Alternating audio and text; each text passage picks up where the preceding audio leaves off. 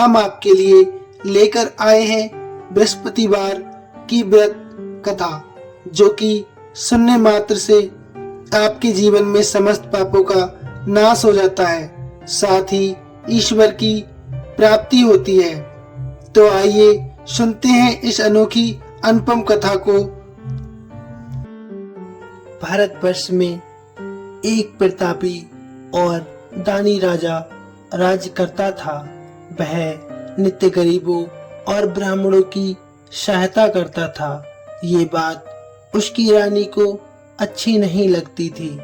वह न ही गरीबों को दान देना चाहती थी और न ही भगवान का पूजन करना चाहती थी, और राजा को दान देने से मना भी किया करती थी। एक दिन राजा शिकार खेलने वन को चले गए तो रानी महल में अकेली रह गई। उसी समय बृहस्पति देव महाराज साधु वेश में राजा के महल में भिक्षा के लिए आए और भिक्षा मांगने लगे। रानी ने भिक्षा देने से इनकार कर दिया और कहा, हे साधु महाराज, मैं इस दान पुण्य से बहुत तंग आ गई हूँ। मेरा पति सारा धन यूं ही लुटाते फिरता है।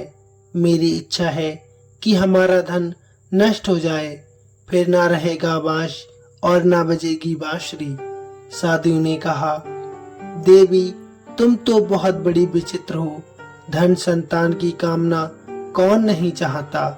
पुत्र और लक्ष्मी तो पापी के घर भी होने चाहिए। यदि तुम्हारे पास अधिक धन है तो भूखों को भोजन दो, प्यासों के लिए प्याऊ लगवाओ, मुसाफिरों के लिए धर्मशालाएं खुलवाओ। जो निर्धन अपनी कन्या का विवाह नहीं कर सकता, उनका विवाह करवाओ। ऐसे अनेक काम हैं जिनके करने से तुम्हारा यश लोक परलोक में फैल जाएगा। परंतु रानी पर इस उपदेश का कोई प्रभाव नहीं पड़ा। वह बोली, महाराज, आप मुझे कुछ न समझाएं। मैं ऐसा धन नहीं चाहती जो हर जगह बांटती फिरूं। साधु ने उत्तर दिया, यदि तुम्हारी ऐसी इच्छा है तो तुम्हारे साथ ऐसा ही होगा। तुम ऐसा करना कि बृहस्पतिवार को घर लीपकर पीली मिट्टी से अपना सिर धोकर स्नान करना, भट्टी चढ़ाकर कपड़े धोना। ऐसा करने से आपका सारा धन नष्ट हो जाएगा। इतना कहकर साधु महाराज वहां से आरोप हो गए।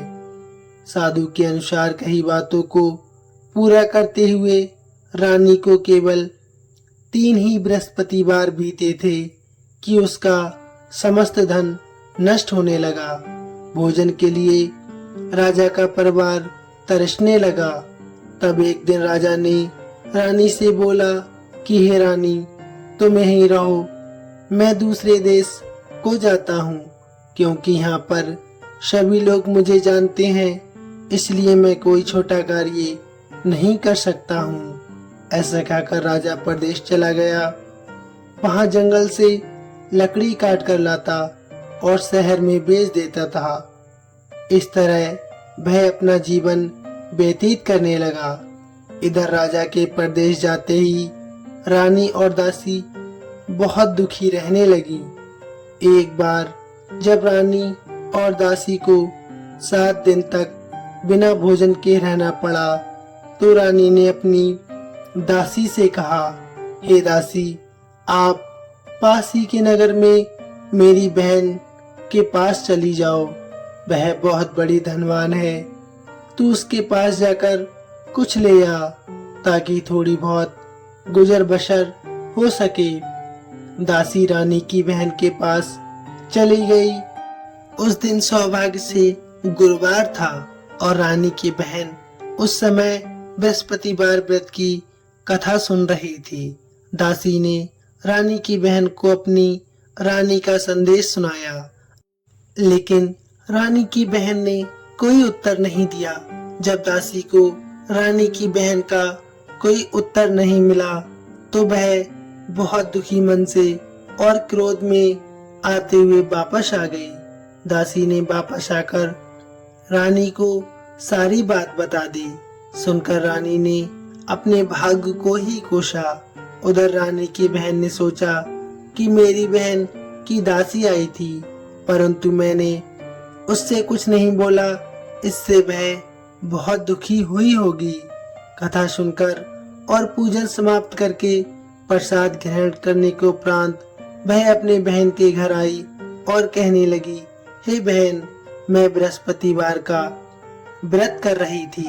तुम्हारी दासी मेरे घर आई थी, परंतु जब तक कथा होती है तब तक ना ही उठते हैं और ना ही बोलते हैं, इसलिए मैं नहीं बोली। कहो दासी क्यों गई थी? रानी बोली, बहन तुमसे मैं क्या छुपाऊं, हमारे घर में खाने के लिए अनाज तक नहीं है। ऐसा कहते कहते रानी की आंखों में आंसू आ गए। उसने दासी समेत पिछले 7 दिनों से भूखे रहने तक का सारा बयान अपनी बहन को विस्तार पूर्वक सुना दिया। रानी की बहन बोली, देखो बहन, भगवान बृहस्पति देव सबकी मनोकामना को पूर्ण अवश्य करते हैं। देखो शायद तुम्हारे घर में अनाज रखा हो। पहले तो रानी को विश्वास नहीं हुआ, पर बहन के आग्रह करने पर उसने अपनी दासी को अंदर भेजा तो उसे सचमुच अनाज से भरा एक घड़ा मिल गया। ये देखकर दासी को बड़ी हैरानी हुई। दासी रानी से कहने लगी, हे रानी, जब हमको भोजन नहीं मिलता तो हम व्रत ही तो करते हैं, इसलिए क्यों ना इनसे व्रत कथा और विधि पूछ ली जाए ताकि हम भी व्रत कर सकें। तब रानी ने अपनी बहन से बृहस्पतिवार व्रत के बारे में पूछा। उसकी बहन ने बताया, बृहस्पतिवार के व्रत में चने की दाल और मुनक्का से विष्णु भगवान का केले की जड़ में पूजन करें तथा दीपक जलाएं, व्रत कथा सुने और पीला भोजन ही करें। इससे बृहस्पति देव बहुत प्रसन्न होते हैं।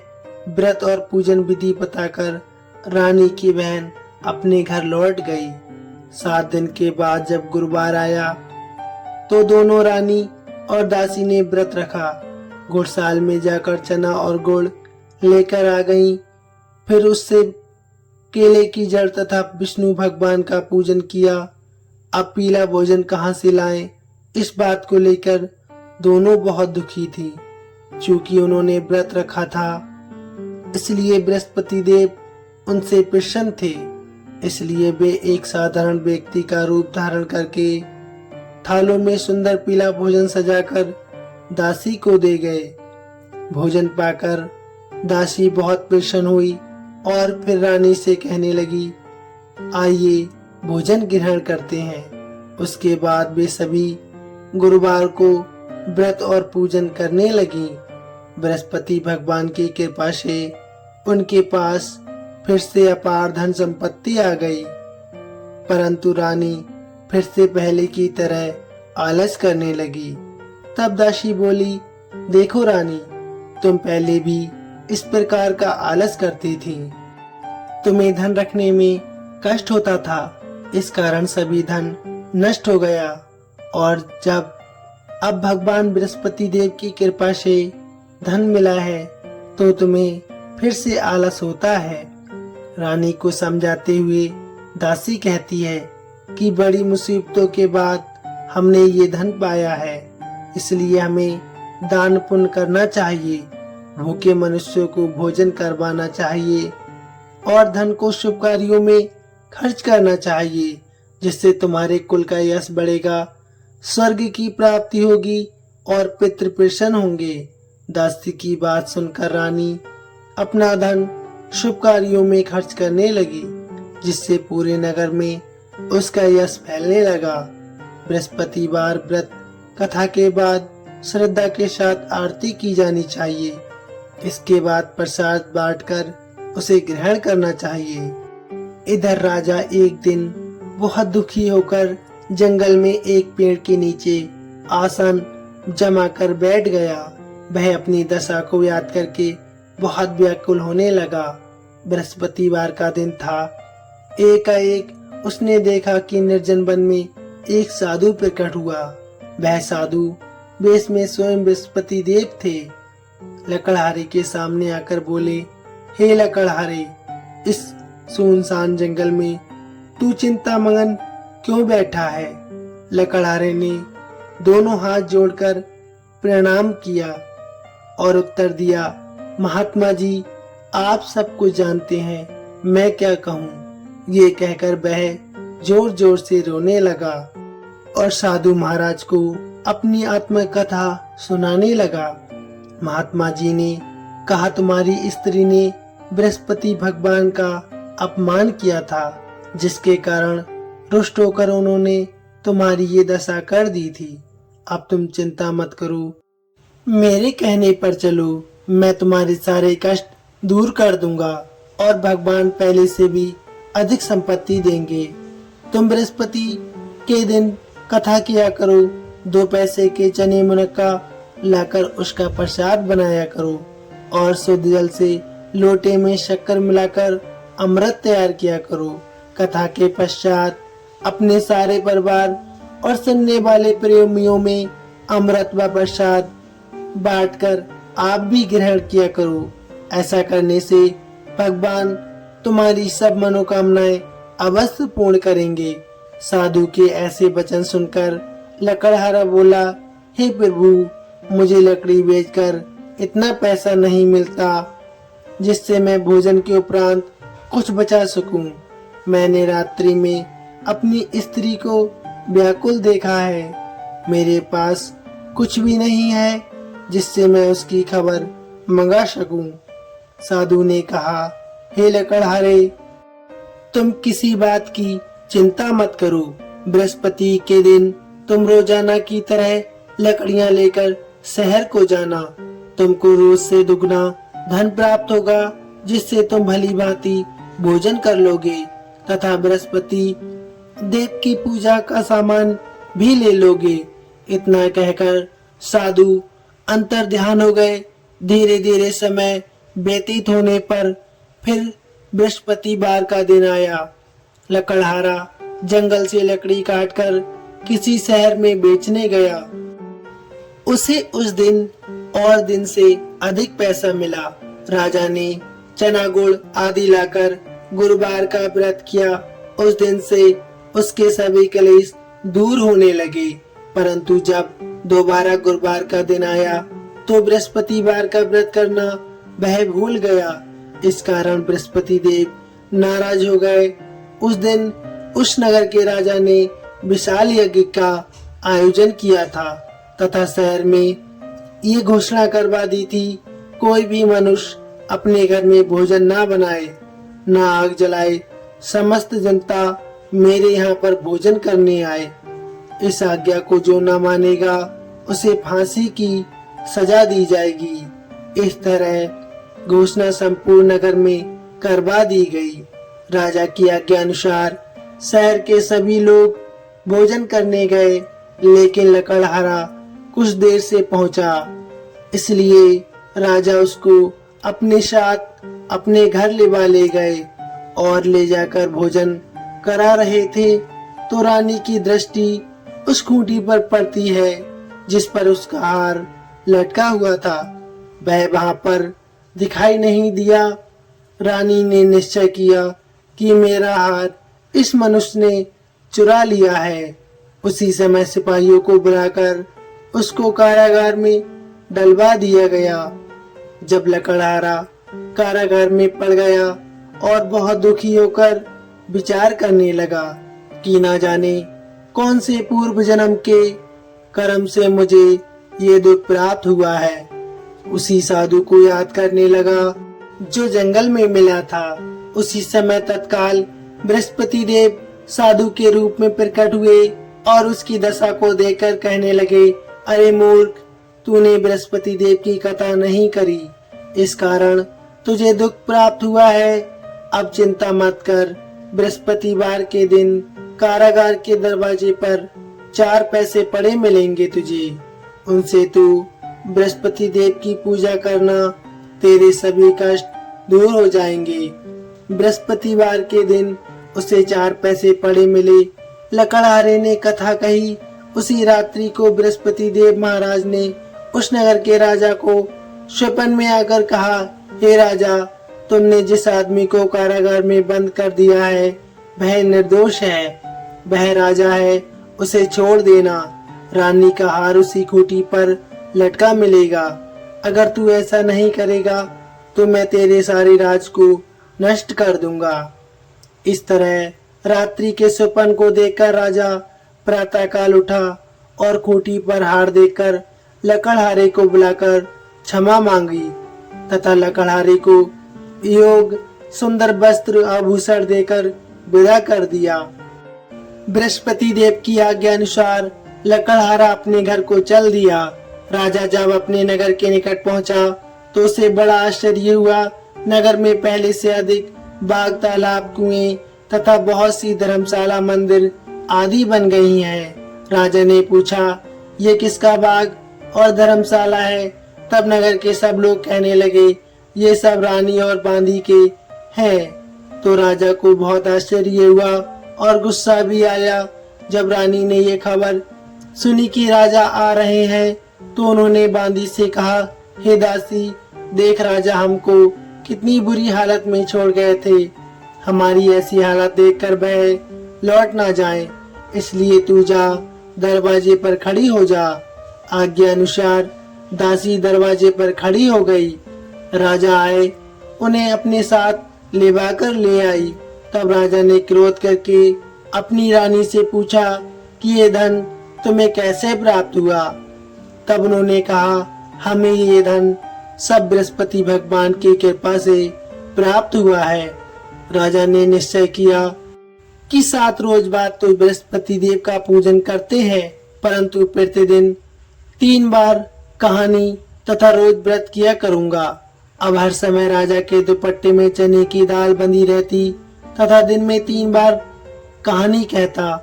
एक रोज राजा ने विचार किया कि चलो अपनी बहन के यहाँ हो आमे। इस तरह निश्चय किया। राजा घोड़े पर सवार होकर अपनी बहन के यहाँ चलने लगा।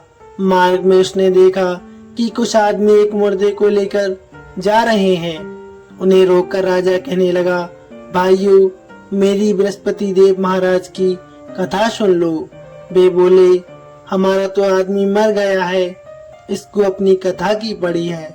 परंतु कुछ आदमी बोले, अच्छा कहो, हम तुम्हारी कथा भी सुनेंगे। राजा ने दाल निकाली और जब कथा आदि हुई कि मुर्दा हिलने लगा और जब कथा समाप्त हो गई तो राम राम करके मनुष्य उठकर खड़ा हो गया। आगे मार्ग में उसे एक किसान खेत में हल चलाता मिला। राजा ने उसे देखा और उससे कहा, अरे भैया, तुम मेरी बृहस्पतिवार की कथा सुन लो। किसान बोला, जब तक मैं तेरी कथा सुनूंगा तब तक मैं 4 हरैया और जोत लूंगा। जा अपनी कथा किसी और को सुनाना। इस तरह राजा आगे चलने लगा। राजा के हटते ही बैल पछाड़ खाकर गिर गया तथा किसान के पेट में बड़ी जोर का दर्द होने लगा। उसी समय उसकी माँ रोटी लेकर आई। उसने जब ये देखा तो अपने पुत्र से सवाल पूछा और बेटे ने सभी हाल कह दिया। तो बुढ़िया माई दौड़ी दौड़ी उस घुड़सवार के पास गई और उससे बोली कि मैं तेरी कथा सुनूंगी, तू अपनी कथा मेरे खेत पर चलकर ही कहना। राजा ने बुढ़िया के खेत पर जाकर कथा कही, जिसके सुनते ही बैल उठ खड़े हुए तथा किसान के पेट का दर्द भी बंद हो गया। राजा अपनी बहन के घर पहुंचा। बहन ने भाई की खूब खातिरदारी की। दूसरे रोज प्रातःकाल वह जागा तो वह कहने लगा, सब लोग भोजन कर रहे हैं। राजा ने अपनी बहन से कहा, ऐसा कोई मनुष्य है जिसने भोजन नहीं किया हो? मेरी बृहस्पतिवार की कथा सुन ले। बहन बोली, हे भैया, ये देश ऐसा ही है कि पहले यह लोग भोजन करते हैं, बाद में अन्य काम करते हैं। अगर कोई पड़ोस में हो तो मैं देख कर रहा हूँ। वह ऐसा कहकर देखने चली गई, परंतु उसे कोई ऐसा व्यक्ति नहीं मिला जिसने भोजन न किया हो। अतः वह एक कुमार के घर गई जिसका लड़का बीमार था। उसे मालूम हुआ कि उसने 3 रोज से कुछ भी भोजन नहीं किया है। रानी ने अपनी भाई की कथा सुनने के लिए कुमार से कहा। वह तैयार हो गया। राजा ने जाकर बृहस्पतिवार की कथा कही, जिसके सुनकर उसका लड़का बिल्कुल ठीक हो गया। अब तो राजा की प्रशंसा होने लगी। एक रोज राजा ने अपनी बहन से कहा कि बहन, हम अपने घर को जाएंगे, तुम भी तैयार हो जाओ। राजा की बहन ने अपनी सास से कहा। सास ने कहा, हाँ चली जाओ, परंतु अपने लड़कों को मत ले जाना, क्योंकि तेरे भाई के कोई औलाद नहीं है। बहन ने अपने भाई से कहा, हे भैया, मैं तो चलूंगी, पर कोई बालक नहीं जाएगा। राजा बोला, जब कोई बालक नहीं चलेगा तब तुम भी क्या करोगी। बड़े दुखी मन से राजा अपने नगर लौट आया। राजा ने अपनी रानी से कहा, हम निर्वंशी हैं, हमारा मुंह देखने का धर्म नहीं है और कुछ भोजन आदि नहीं किया। रानी बोली, हे प्रभु, बृहस्पति देव महाराज ने हमें सब कुछ दिया है, वह हमें औलाद अवश्य देंगे। उसी रात को बृहस्पति देव ने राजा से स्वप्न में कहा, हे राजा, उठ, सभी सोच त्याग दे, तेरी रानी गर्भ से है। ये बात सुनकर राजा को बहुत खुशी हुई। 9वें महीने में उसको गर्भ से एक सुंदर पुत्र पैदा हुआ। तब राजा बोला, हे रानी, स्त्री बिना भोजन के रह सकती है, परंतु बिना कहे नहीं रह सकती। जब मेरी बहन आए तो मुझसे कुछ मत कहना। रानी ने सुनकर हाँ कर दिया। जब राजा की बहन ने यह शुभ समाचार सुना तो वह बहुत खुशी हुई और बधाई देने चली आई। भाई के यहाँ आई, तभी रानी ने कहा, घोड़ा चढ़कर नहीं आई, गधा चढ़ी आई। राजा की बहन बोली, भाभी, मैं इस प्रकार न कहती तो तुम्हें औलाद कैसे मिलती। बृहस्पति देव ऐसे ही हैं, जैसी जिसकी मन में कामना होती है सभी को पूर्ण करते हैं। जो सद्भावना पूर्वक बृहस्पतिवार का व्रत करता है एवं कथा सुनता है, पढ़ता है, दूसरों को सुनाता है, बृहस्पति देव उसकी सभी मनोकामनाएं पूर्ण करते हैं। भगवान बृहस्पति देव उसकी सदैव रक्षा करते हैं। संसार में जो मनुष्य सद्भावना से भगवान जी का पूजन व्रत सच्चे हृदय से करता है तो उनकी सभी मनोकामनाएं अवश्य पूर्ण होती हैं। जैसी सच्ची भावना से रानी और राजा ने उनकी कथा का गुणगान किया तो उनकी सभी इच्छाएं भगवान जी ने पूर्ण की थीं। इसलिए पूर्ण कथा सुनने के बाद प्रसाद लेकर जाना चाहिए। हृदय से उनका मनन करते हुए जयकारा बोलना चाहिए। बोलिए बृहस्पति महाराज की जय, भगवान विष्णु की जय,